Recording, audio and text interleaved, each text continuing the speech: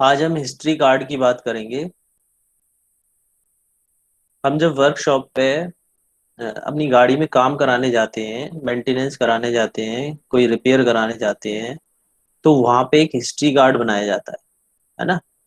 ताकि आप जब सेकंड टाइम गाड़ी को रिपेयर कराने जाएं तो वहाँ उनको पता चल जाए कि पिछली बार हमने रिपेयर के दौरान क्या क्या इसमें काम किया था, है ना।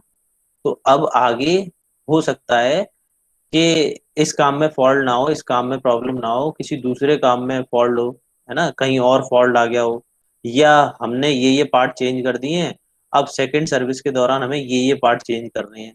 तो एक आइडिया हो जाता है मैकेनिक को, वहाँ के स्टाफ को, सुपरवाइजर को, कि इसमें अब ये काम होना चाहिए। यानी कि वो प्रिडिक्शन कर सकता है कि पिछली बार ये काम हो चुका है, अब ये काम हो सकता है इस गाड़ी में आ जाए, तो वो इजिली उस पर काम कर सकता है ना। एक कम्युलेटिव रिकॉर्ड रखता है वो व्हीकल रिपेयर्स का, है ना। Detail of the every visit of workshop, her visit पे वो उसमें हिस्ट्री कार्ड में मेंशन करेगा ये गाड़ी यहाँ आई ऐसे आई, है ना। जो भी रिपेयर ऑर्डर नंबर है आपका, डेट है, पार्ट है, क्या रिप्लेस हुआ, उसमें जो भी काम है वो सारी उसमें हिस्ट्री मेंटेन रखेगा उस कार्ड में।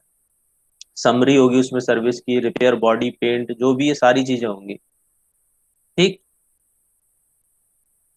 ये देखिए, ये एक फॉर्मेट उसने बना रखा है हिस्ट्री कार्ड का, है ना। Customer name, address, registration number, ये सारी चीजें उसमें मेंशन कर देगा। तो आप कब आए, यहाँ पर आए, है ना, यहाँ आपकी गाड़ी का नंबर ये था, ये इस डेट में हुआ ये, है ना, ये टाइप रिपेयर था, क्या था, प्री डिलीवरी इंस्पेक्शन था, है ना, ये डिमांड रिपेयर, वर्क परफॉर्म, क्या क्या हुआ उसमें, क्या क्या पार्ट रिप्लेस हुए, कितने अमाउंट के थे, तो ये सारी चीजें हिस्ट्री कार्ड में आ जाएंगी। ठीक। जिससे वो जब आगे रिपेयर करेगा, आगे गाड़ी में कोई भी काम करेगा, तो उसको पता रहे कि ये काम हो चुका है ना, या ये काम हमने पिछली बार इस गाड़ी में किया था। तो आगे के काम में वो प्रिडिक्ट कर सकता है कि ये डिफॉल्ट हो सकता है, यहाँ फॉल्ट आ सकता है ना। ये हिस्ट्री कार्ड का आपको दिखाया हुआ है ना, फॉर्मेट एक। ये कैश मेमो के बारे में बता रहा है। कैश मेमो आप देखते हैं, अगर कोई आपने पार्ट खरीदा तो आप देखते हैं वो क्या करता है, यहाँ क्वांटिटी लिख देगा, यहाँ रेट लिख देगा, यहाँ उसका डिस्क्रिप्शन लिख देगा, यहाँ टोटल आ जाएगा, है ना, यहाँ सारा टोटल कर देगा। तो ये कैश मेमो है, आप कोई भी चीज खरीदने जाएं तो वो ये कैश मेमो देगा, है ना। अब बिल की अगर मैं बात करूं तो बिल में कुछ डिटेल्स ज्यादा बढ़ जाएंगे, है ना। तो ये इनवॉइस या बिल है। ठीक। अब बहुत सी बार क्या होता है कि अगर मुझे वर्कशॉप से बाहर कोई काम कराना है ना, वर्कशॉप से बाहर कोई काम कराना है, अब जैसे कि मेरी गाड़ी में टायर फेलियर हो गए, टायर की वियर टियर ज्यादा बढ़ गई, अब मुझे टायर एक्सचेंज कराने हैं, है ना, रिप्लेस करने हैं मुझे टायर।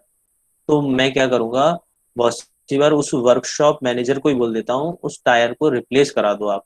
तो वो क्या करेगा, वर्कशॉप, अब उसकी वर्कशॉप में टायर की फैसिलिटी नहीं है। वैसे कुछ वर्कशॉप में होती है, अच्छी वर्कशॉप, जो बड़ी वर्कशॉप होती है वो टायर भी रखने लग गई हैं आजकल। अगर इन केस नहीं है तो वो क्या करेगा, बाहर से टायर खरीदेगा, है ना, और आपके टायर चेंज करेगा, वहां से वो बिल लेके आएगा, और वो बिल यहीं इसी में ऐड कर देगा, है ना, कि आपके इतने के टायर डले हुए हैं। ठीक। अगर आपकी जो भी लेबर है तो वो लेबर चार्जेस लगा देगा कि टायर इतने, और हमारे यहाँ जो डालने का खर्चा था वो इतना, है ना। टायर लाने के लिए, ले जाने के लिए कोई ट्रांसपोर्टेशन लगा है उसका तो वो मेंशन कर देगा।